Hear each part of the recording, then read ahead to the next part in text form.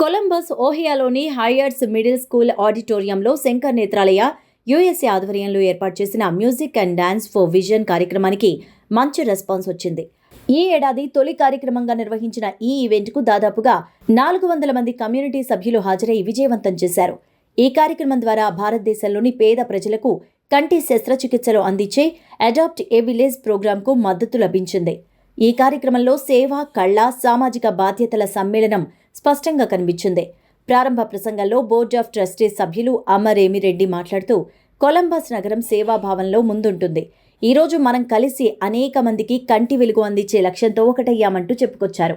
Shankar Netralaya USA అధ్యక్షులు బాలారెడ్డి ఇందుర్తి మాట్లాడుతూ, సంస్థ వాలంటీర్లకు శక్తినిస్తుంది. కొలంబస్ చాప్టర్ అందిస్తున్న మద్దతు మా సేవా లక్ష్యాలను మరింత ముందుకు తీసుకువెళ్తోందంటూ వ్యాఖ్యానించారు.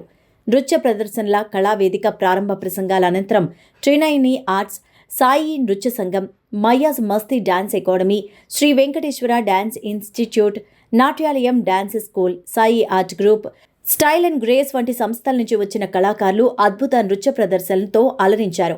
భారతీయ సాంప్రదాయ నృత్యాలు, జానపద నృత్యాలు, సినీ నృత్యాలు ప్రేక్షకులను మంత్రముగ్ధులను చేశాయి. తెలుగు తొలి వాగ్గేయకారుడు తాళ్లపాక అన్నమాచార్య భారీ పంచలోహ విగ్రహాన్ని అమెరికాలోని టెన్నెస్సీ రాష్ట్రం మెంఫిస్ సిటీలో ఉన్న ఇండియన్ కల్చరల్ సెంటర్ అండ్ టెంపుల్లో ఏర్పాటు చేయనున్నారు.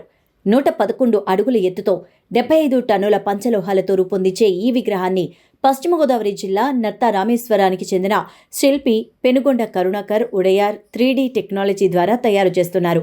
విగ్రహాన్ని విడిభాగాలుగా రూపొందించి నౌకలో అక్కడికి తరలించాక 160 టన్నుల ఉక్కు చట్రంపై అమర్చి తుది రూపమిస్తారు. 2028 మే 9న ఈ విగ్రహాన్ని ఆవిష్కరిస్తామంటూ ఐసీసీటీ అధ్యక్ష, ఉపాధ్యక్షులు ప్రసాద్ దుగ్గిరాల, విజయులు తెలిపారు. హైదరాబాద్కు చెందిన భారతీయ జనతా పార్టీ నాయకురాలు కొంపెళ్ల మాధవీలత ఇటీవలే ఢిల్లీ ఎయిర్పోర్ట్లోని మహిళల ప్రార్థనా మందిరంలో వ్యవహరించిన తీరు వివాదాస్పదంగా మారింది. ఎయిర్పోర్ట్లోని మహిళల ప్రార్థనా గదిలో ముస్లిం మహిళలు ఉన్న చోట మాధవీలత గట్టిగా దుర్గాస్తుతి పట్టించింది. ఆమె దుర్గాస్తుతి పట్టించే సమయంలో తన టీంతో వీడియోలు కూడా తీయించుకుంది. అందుకు సంబంధించిన వీడియో సోషల్ మీడియాలో వైరల్గా మారాయి. ఇతర మతస్థులు ప్రార్థనలు చేసుకుంటున్న చోట ఉద్దేశపూర్వకంగానే ఆమె ఇలా ప్రార్థనలు చేస్తూ వారిని ఇబ్బంది పెట్టేందుకు ప్రయత్నించారంటూ పలువురు నెటిజన్లు తమ అభిప్రాయాన్ని వ్యక్తం చేస్తున్నారు. ఇది ఇతర మతస్థులను రెచ్చగొట్టే చర్యనంటూ కొందరు విమర్శిస్తుండగా, మరికొంతమంది మాత్రం తమ తమ మతాలకు సంబంధించిన ప్రార్థనలు చేసుకునే హక్కు ఎక్కడైనా ఎవరికైనా సమానంగానే ఉంటుందని వాదిస్తున్నారు. ఈ విమర్శలపై తాజాగా మాధవీలత స్పందించారు. తనపై వస్తున్న విమర్శలకు కౌంటర్ కామెంట్స్ చేశారు. ఓ మీడియా ఛానల్కు ఇచ్చిన ఇంటర్వ్యూలో మాట్లాడిన ఆమె, అది పబ్లిక్ ప్రాపర్టీ అని, ఎవరికైనా సమాన హక్కులు ఉంటాయని చెప్పుకొచ్చారు. తాను వీడియో తీసుకోవడంలో తప్పేముందని ప్రశ్నించారు. అది ప్రజల ప్రార్థనా స్థలం. భారతదేశం లౌకిక ప్రజాస్వామ్య దేశం. దేశంలో అందరికీ హక్కులుంటాయి.